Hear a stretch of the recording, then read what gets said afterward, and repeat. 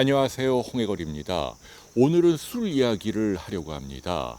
이번 주 하필 술과 관련한 두 가지 뉴스가 올랐기 때문이죠. 하나는 많은 분들이 이미 알고 계시리라 믿습니다. 안 좋은 얘기입니다. 영화배우 곽도원 씨가 음주 운전을 했다라는 내용이죠. 이분도 아마 제주에 사시는 것 같아요.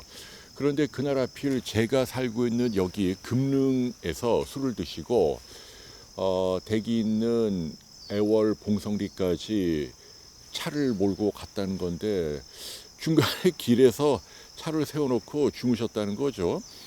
너무 안타까운 일입니다. 저도 아주 좋아하는 배우였는데 말이죠. 여기만 해도 상당히 외진 곳이라 새벽 시간에 대리운전 부르는 게 쉽지 않습니다. 그래서 왜 대리운전을 안 불렀나, 이거는 좀 비판에서 논의가 될 것 같고요. 어쨌거나 그냥 차를 놓고 여기서 주무시고 가든지 아니면 뭐 택시나 다른 차량을 통해서 갔더라면 하는 아쉬움이 남네요. 아이고, 왜 그런 얘기 있잖아요. 악마가 바쁠 때 자기를 대신해서 내려보내는 게 술이다. 이거 정말 와닿는 격언입니다. 저만 하더라도 그렇게 짧지 않은 인생이지만 돌이켜보건대 가장 후회스러운 일들 몇 가지도 다들 과도한 술 때문에 생긴 거다라는 생각이 듭니다. 술은요, 우리가 마시게 되면 의학적으로 뇌의 작용을 억제하는 기능을 갖는데요. 이 억제하는 게 흥분신경이 아니라 억제신경을 억제합니다. 조금 어렵나요? 무슨 말이냐면 우리가 누구나 다 본능적으로 뭘 하고 싶어 하는 게 있잖아요. 그게 이제 인간의 되뇌피질에서 통제를 하는데 억제하는 거죠. 본능을 억누르는. 이 억제하는, 그러니까 인간을 인간답게 만드는, 절제할 수 있는 이 기능을 무력화시키는 게 바로 알코올입니다. 그래서 소량 마실 때는 감정이 고양되고 즐거울 수 있지만 조금 지나치게 되면 여러 가지 문제를 일으키는 거죠. 보건학적으로도 술과 담배 가운데 뭐가 더 해로운가 논쟁이 있었지만 결론은 명백합니다. 술입니다. 담배는 그 자체로 질병을 일으킬 확률이 술보다 조금 높습니다. 그러나 이건 어디까지나 본인이나 주변의 약간의 간접 흡연, 그분들로 국한되지만 술은 사회 전반에 굉장히 큰 영향을 미칩니다. 질병뿐 아니라 여러 가지 사고를 일으키거든요. 뭐 가정 불화, 폭행, 음주운전, 뭐 그거로 인한 직장 내 생활이 어려워지고 또 이로 인한 노동력 상실 등등 사회 경제적인 비용으로 추산을 하면 술이 담배보다 훨씬 해롭다. 이게 정설입니다. 그래서 여러분들 술은 정말 조심해야 하지 않나. 그리고 이번 주에 또 하나 주목할 만한 술과 관련한 소식은 서울대학교 의과대학에서 나왔네요. 강대희 교수님 연구인데요. 12만 명을 대상으로 연구를 했습니다. 그랬더니 소량의 술이라 하더라도, 여기서 소량이라는 얘기는 하루에 두세 잔 이내로, 그렇다 하더라도 일주일에 5번 정도 마시잖아요. 그러니까 거의 매일 소량씩 마시는 건데요. 이러한 음주 패턴이라 하더라도 몸에 안 좋다. 특히 위암을 일으킬 확률이 무려 46%나 높아진다. 4.6%도 높잖아요. 근데 46%면은 굉장히 강력한 인자로 작용을 한 겁니다. 많은 분들이 그렇게 얘기를 합니다. 심지어는 옛날에 배웠던 의사들도 그렇게 알고 있는데요. 소량의 술은 나쁘지 않다. 아니, 오히려 건강에 도움이 된다. 특히 와인 같은 거. 이런 이야기들을 합니다. 여기서 말하는 소량이라는 건 하루에 석 잔 이내를 말합니다. 알코올 양으로 따지면 30g이죠.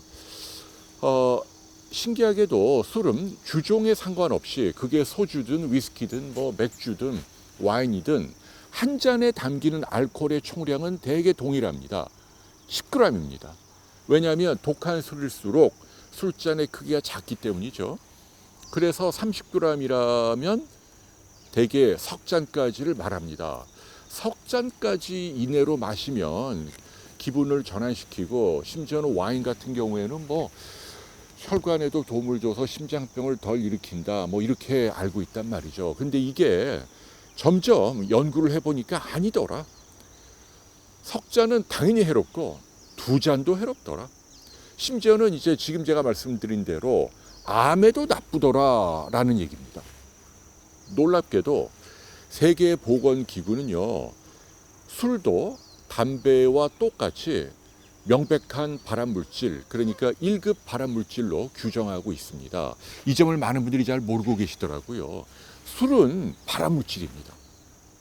알코올이 우리 체내에서 여러 대사작용에 관여해서 지금 제가 말씀드린 위암뿐 아니라 뭐 대장암이나 폐암이나 유방암이나 전립선암이나 다 관여한다는 거죠. 다 높게 만든다는 얘기예요. 옛날에는 두주불사 해서 장관 프로필 같은데 자주 등장했잖아요. 말술도 마다 않는다, 호방하다. 어떻게 보면 좀 부러워하고 칭찬하는 분위기가 있었다는 얘기죠. 우리나라는 특히 음주 문화에 관대합니다. 이게 잘못됐다는 얘기입니다. 제가 아주 존경하는 스승님 가운데 성함을 말씀드릴 수는 없지만 우리나라를 대표하는 의사, 사실은 뭐 이름만 들어도 다 알만한 유명한 간 박사, 간과 관련해서 뭐 최고 전문가가 계셨죠. 백신도 도입을 하고 어떻게 보면 한국인의 평균 수명을 늘리는데 가장 크게 기여한 분으로 칭송받고 있는 분입니다. 뭐 예전 기자 생활 때 여러 번 배웠죠. 근데 이분은 정말 타고난 체질, 건강을 갖고 있던 분입니다. 그리고 아주 술을 엄청나게 잘 드셨어요. 아니, 간 박사가 술을 좋아하니까 말이에요.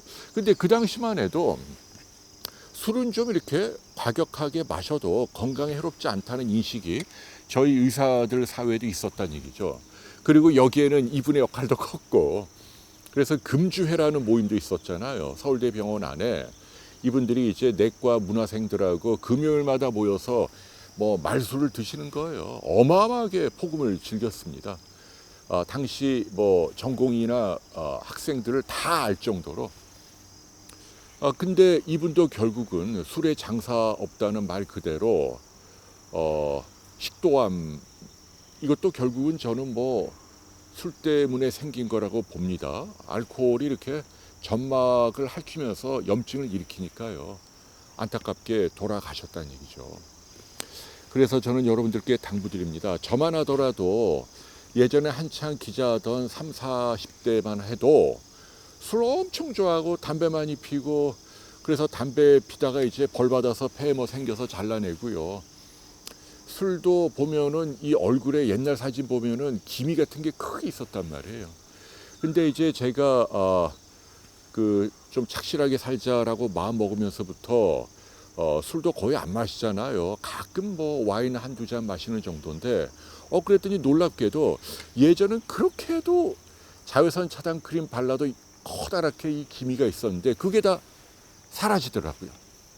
몸에서 비롯된, 알코올에서 비롯된 내인성 기미였던 거죠. 여러분께 당부드립니다. 이제는 우리나라도 음주 문화를 바꿔야 합니다. 서양식으로 갔으면 좋겠어요. 술을 마시지 말란 얘기가 아니에요. 순기능이 있잖아요. 술 마시면서 친해지고 이야기도 털어놓고 스트레스를 푸니까요. 근데 이거를 너무 취하지 말자는 얘기죠. 한두 잔 시켜놓고 홀짝홀짝 천천히 마시자. 술과 관련해서 많이 마시면 간에 해롭고 또 암도 일으키고, 빨리 마시면 속도가 중요하죠. 이러면 필름이 끊기거나 그러면서 음주운전과 같은 엉뚱한 충동을 억누르지 못하는 행동을 하니까 그런 걸 막으려면 적게 마실 필요도 있고, 두 번째, 천천히 마시는 것도 중요하다. 한 잔 시켜서 1시간 이상 천천히 마셔요. 그러면 대뇌피질이 판단을 합니다. 차 놓고 가야지. 충동을 억누를 수 있다는 얘기예요. 그래서 이게 뭐 홀짝홀짝 술 갖고 장난하냐, 이게 아니고 그게 올바른 음주 방식이라고 생각을 합니다. 절대로 포금하거나 한꺼번에 많은 양의 술을 마시는 그런 행동을 하지 맙시다라는 이야기를 여러분께 들려드립니다. 네, 오늘도 제가 혼자 막 열띤 이야기를 들려드린 것 같네요. 가을 날씨가 너무 아름답죠. 여러분들 아무쪼록 연휴 행복하게 잘 보내시기 바랍니다.